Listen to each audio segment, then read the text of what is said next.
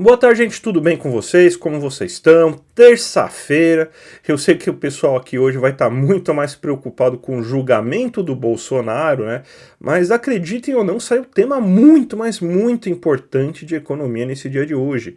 Foi divulgado o PIB do segundo trimestre de 2025 e a gente tem que ligar um certo sinalzinho amarelo aí com a economia brasileira, que apresenta alguns sinais de desaceleração, mas, na minha visão, a desaceleração não veio tão forte assim.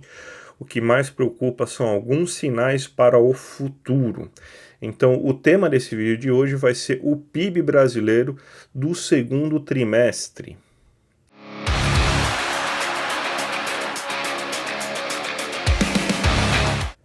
Bem, gente, antes de tudo, eu gostaria de pedir para você se inscrever aqui no meu canal, para vocês não perderem nenhum conteúdo, sempre de terça a sexta-feira, 2 horas da tarde, conteúdo novo falando de economia brasileira, economia internacional, temas especiais, tudo para você sempre ficar bem informado e não perder aquela sua discussão para o seu tio do Zap. Eu também quero pedir para vocês, para todo mundo que puder, me ajudar no meu Apoia-se. Esse canal existe para manter vocês bem informados, mas esse canal também tem custos, ele precisa de ajuda para se manter de pé. Então, para todo mundo que puder me ajudar com mais de R$ 10 por mês, vai ganhar brindes especiais. Aliás, qualquer ajuda já ajuda, né? Mas todo mundo que puder se inscrever para assinar meu canal por R$ 10 por mês, ganha brindes especiais, como vídeos meus exclusivos aí, falando aí sobre temas de economia brasileira, economia internacional, temas especiais, falando aí desde o básico, beabá da economia, para vocês já saberem o que está falando aí sobre a teoria econômica, sobre, para vocês entenderem o que os analistas falam, né? Quando eles estão falando aí na TV e tudo mais. Mas vamos para o tema desse vídeo de hoje aí, que é o PIB, né? Foi divulgado o PIB do segundo trimestre de 2025 e a gente tem uma desaceleração, né? A gente está com uma alta agora de 0,4%. Se a gente for pegar o acumulado em 12 meses, ou seja, o PIB que a gente tem do terceiro trimestre de 2024 até o segundo trimestre de 2025, a gente tem ainda uma alta bem expressiva do PIB, de 3,2%. E esse ano o PIB já cresceu 2,5% nesse ano. Então a gente tem esses dados aí gerais para falar do PIB. Vamos começar agora a fazer uma análise um pouco mais profunda do que aconteceu com o PIB. Vamos primeiro olhar como que o PIB está flutuando, né, nesses últimos trimestres, né? A gente vê aí que, diferente do que aconteceu entre o primeiro e o segundo trimestre de 2024, que o PIB acelerou bastante no segundo trimestre em comparação ao primeiro trimestre, né? Então no primeiro trimestre de 2024 ele saiu de 0,9 para 1,5. Agora a gente vê uma clara desaceleração, né? Ele sai de 1,3% no primeiro trimestre e chega agora a 2,4% nesse segundo trimestre. A gente tem então que a gente já começa a sentir um pouco os efeitos da Selic, porque a gente já tem que o segundo trimestre ele tem algumas marcas, né? Ele sempre vai depender um pouco mais da economia urbana do que da economia rural. A economia rural é sempre muito forte no primeiro trimestre, porque por isso que o primeiro trimestre costuma ter bons dados, né? A gente viu um crescimento de 1,3%, por exemplo, no primeiro trimestre, justamente porque a agropecuária teve um bom resultado, mas agora no segundo trimestre a agropecuária já tem um resultado negativo, que é sempre esperado, né? Porque no primeiro trimestre que acontece a maior parte da colheita de safra, principalmente da safra de soja, então isso aí já é um movimento natural. Mas o grande problema é que a gente tem que não se sustentou tanto assim a questão do setor de serviços e a questão da indústria. Para a gente entender isso um pouquinho melhor, a gente pode ver como que deu então essa questão aí do PIB pela ótica do produto, ou seja, vendo setores econômicos, vendo como que eles cresceram ou não. Então a gente vê que a agropecuária teve uma queda de 0,1% nesse período, enquanto a indústria cresceu 0,5% e o setor de serviços cresceu 0,6%. Importante a gente falar que esses dois setores, se a gente observar de forma em comparação ao trimestre anterior, a gente vê que o setor de serviços, por exemplo, ele se aqueceu ainda mais.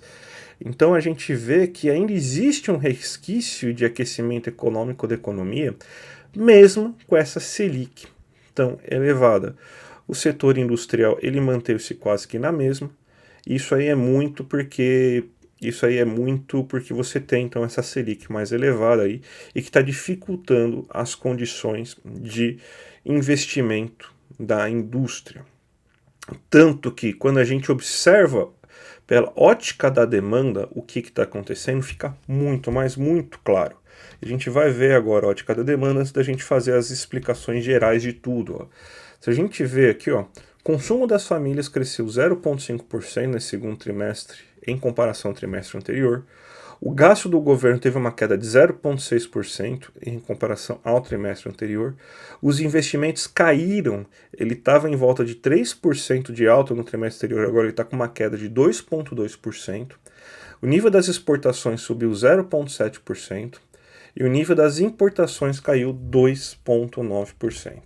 Agora a gente já consegue, vendo todos esses dados, fazer então um grande apanhado e entender o que está acontecendo. Primeira coisa, a Selic é 15%. A Selic a 15% está atrapalhando o nível de investimento industrial. Então, mesmo com a indústria apresentando crescimento agora nesse trimestre, o futuro da indústria é preocupante. Porque investimento é demanda futura, é crescimento futuro da indústria, é crescimento futuro do gasto das famílias, é crescimento futuro do nível de exportações. E a gente está vendo uma queda brutal de 2,2% do nível de investimento. Ou seja, a perspectiva futura sobre o Brasil, do empresário brasileiro, está baixa. Ele não acredita que vai conseguir lucrar acima do nível da Selic nesse momento. Por isso que ele está investindo tão menos agora nesse segundo trimestre. Esse é o grande problema. Quando a gente vê então também o nível de exportações caindo 2,9%, não é à toa também. Porque o que estava sustentando as nossas importações, o que estava fazendo a gente importar tanto, a gente até vai ter um bom resultado na balança comercial, porque caiu importações e subiu exportações, daí se a gente for pegar, perdão gente, se a gente for pegar isso de maneira simplista, significa simplesmente aí que o saldo da balança comercial vai melhorar, mas essa queda das importações ela é resultado direto da queda dos investimentos, porque a gente estava comprando muitos itens, máquinas, equipamentos fora do país, porque a gente não tem capacidade de produção completa de itens de investimento somente em território brasileiro, então a gente importa muito. Então esse nível de importação caindo tanto também significa menos investimento. A gente está comprando menos máquinas e equipamentos de fora do país, ou seja, a indústria não está planejando no médio e longo prazo aumentar sua capacidade produtiva, porque você está com uma Selic tão elevada. Então, esse aí é o grande problema. Mesmo que a gente veja na ótica do produto que você teve crescimento da indústria, crescimento dos serviços, o que sustentou o PIB com essa alta de 0,4% nesse trimestre, a gente vê que o nível de investimentos, ou seja, o que a indústria está gastando pensando no futuro, está baixo. Está baixo, reduziu-se, e significa que nos próximos trimestres a gente não vai ter essa sustentação. Então a gente não tem previsão de expansão da planta produtiva e industrial aí nesse momento. O gasto do governo também caiu, porque você precisa daquelas necessidades para cumprir o novo arcabouço fiscal, que a gente sempre fala aí, essa besteira que tem aí, né? Já fizemos vídeos e vídeos e vídeos criticando o arcabouço fiscal, a gente não vai perder tempo fazendo mais um pouco disso aí, mas vocês já sabem minha opinião aí, como que eu sou contra, quais são os problemas do novo arcabouço fiscal, mas a gente vê aí que o gasto do governo, que poderia ajudar a sustentar essa queda do investimento privado aqui, também tem uma queda. Então, o que está sustentando as famílias, o que está sustentando o PIB ainda é o consumo das famílias, a renda que ainda está elevada, o desemprego que está baixo e a confiança das pessoas que ainda estão gastando, principalmente em serviços. Então, para a gente fazer um grande resumo que a gente teve até agora aqui desse resultado do PIB do segundo trimestre, a gente vê que o PIB ele teve uma alta de 0,4% no segundo trimestre, mas apresenta desaceleração. já que ele estava em 1,3%. O grande problema é a Selic, que você fez com que, mesmo se sustentando no curto prazo, tanto que a gente viu que, em termos gerais, o nível de crescimento do setor de serviços e da indústria foi bom, mas a gente vê uma queda no investimento, ou seja, não tem perspectiva de crescimento futuro da economia brasileira, pelo menos no médio e longo prazo, vindo da indústria, pelo fato de que você tem, então, uma Selic tão elevada que os empresários não acreditam que vão conseguir lucrar acima da Selic. Isso aí também refletiu nessa queda do nível de importações, então os empresários importando menos máquinas e equipamentos.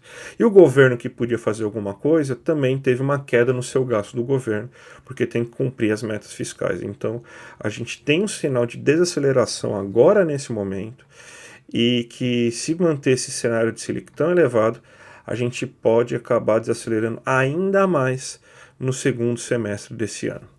Tá certo, gente? Espero que vocês tenham curtido esse vídeo. Se curtiram esse vídeo, dá o seu like. Se vocês esperaram até agora para saber se curtiram o canal, se curtiram o canal, se inscreve. Se você puder me ajudar no apoio, eu agradeço.